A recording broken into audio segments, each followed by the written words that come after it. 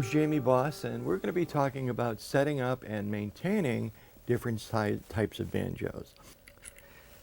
When we start out aligning the tensioning ring, the hooks will actually fit into grooves that are already there. Now, it doesn't sound like much, but this is actually going to make it a much easier banjo to assemble. Or one of our goals when we are worried about setting up a banjo is looking at that gap and making sure that it's a firm, snug fit. If there is a gap, we want to take some sort of plastic or some sort of material, make a shim that will go in there just snugly. I'm going to hold the front nut in place, and I'm going to tighten this up. Okay. And you can see we already have one string on there. It went around a post. It comes up over the top.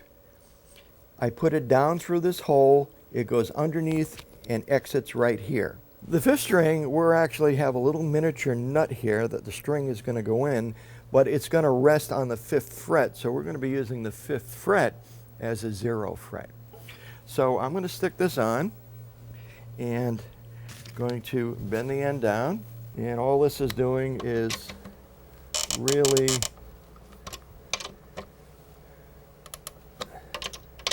nailing down that we have the same amount of pressure on each screw.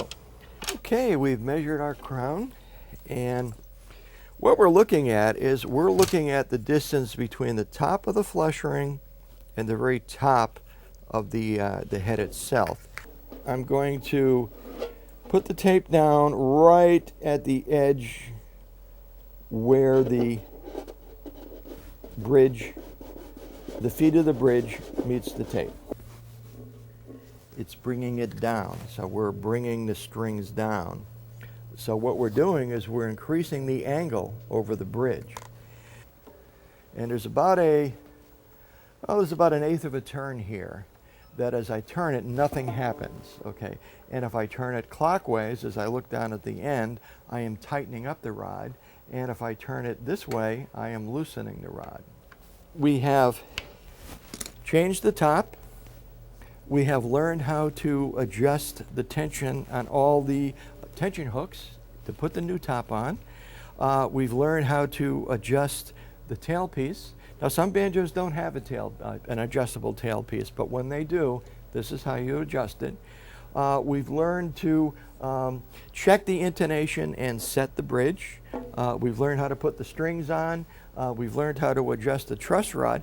And that pretty much covers everything that we're going to cover in this video. The one last thing I'd like to say is that when you